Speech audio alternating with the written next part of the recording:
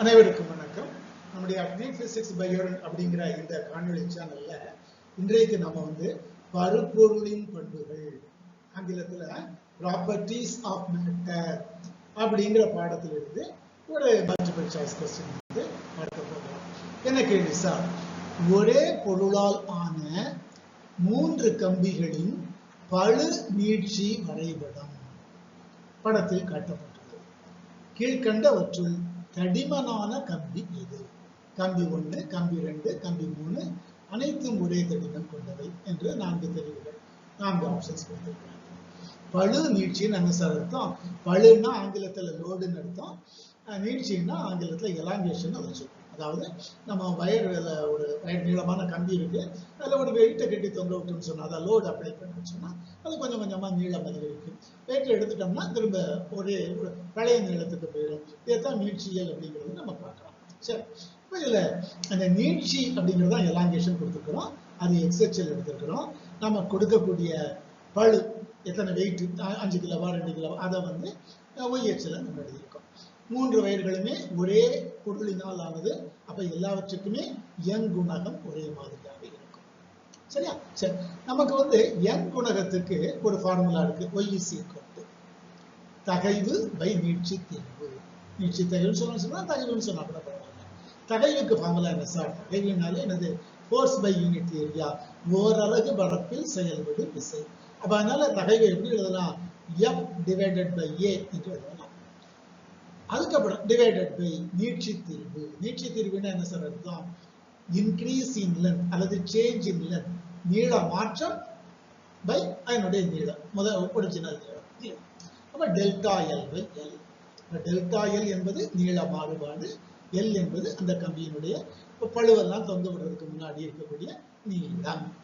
So F by A divided by delta L by A, இதுதான் என் படம். இங்க divided by delta L by L கொடுத்துருக்கோம் இல்லையா? அதை வேற எப்படி எழுதலாம்? தலைமாத்தி போட்டா பெருக்கலாம் இல்லையா? சோ அந்த அடிப்படையில் y = F by A அப்படியே போட்டிருக்கோம், by delta L by L அப்படிங்கிறத இன்டு எல் பை டெல்டா தலைமாத்தி போட்டு பெருக்கலாம் இல்லையா? அவ்வளவுதான் அர்த்தம் எழுதியிருக்கோம். So y = F by A into L by delta. இப்ப டெல்டா எல்ல இடது பக்கம் கொண்டு போயிருவோம், மற்றது எல்லாம் y வலது பக்கம் கொண்டு போயிருவோம். அப்ப சார் இந்த பக்கம் இருக்கு டெல்டா எல் வலது பக்கம், இடது பக்கம் இருக்கு. வலது பக்கம் என்ன சார் இருக்கு? F by A ஏற்கனவே உள்ளதுதான், இன்டு எல் ஏற்கனவே உள்ளதுதான், y இங்க இருந்து இப்ப இந்த சமன்பாட்டிலிருந்து நமக்கு என்ன தெரியுது அப்படின்னு சொன்னா, டெல்டா எல். டெல்டா எல்னா என்ன சார்? அதுதான் நீட்சி. நீளம் எவ்வளவு வரை இருக்கிறது? நீட்சி. அந்த நீட்சி என்பது கீழே எல்லாம் மேல என்ன இருக்கு? F இருக்குது, L இருக்குது, கீழே என்ன இருக்குது? A இருக்குது, Y இருக்குது. ஒரே பொருள் இருக்கும் போது Y மாறாது. இந்த A என்னது? குறுக்கு வெட்டு பரப்பு.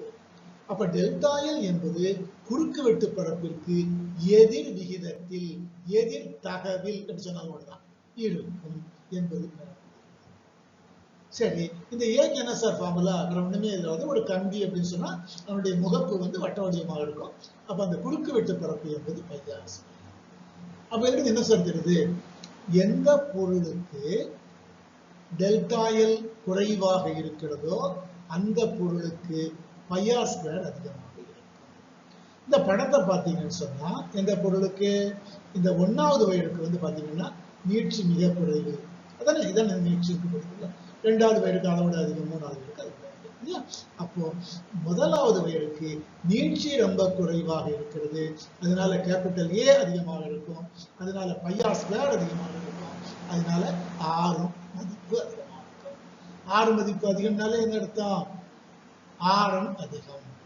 ஆரம் அதிகம்னா விட்டம் அதிகம், விட்டம் அதிகம்னா அதனுடைய தடிமன் அதிகம். ஆக 1வது கம்பி 1 என்பது தடிமனான கம்பி. இதுதான் இந்த கணக்குக்கான. ஆக கொடுக்கப்பட்ட தெரிவில் 1வது தெரிவு, 1வது option answer A is the right answer.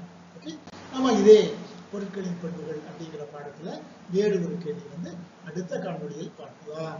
அதுவரைக்கும் அனைவருக்கும் நன்றி, வணக்கம்.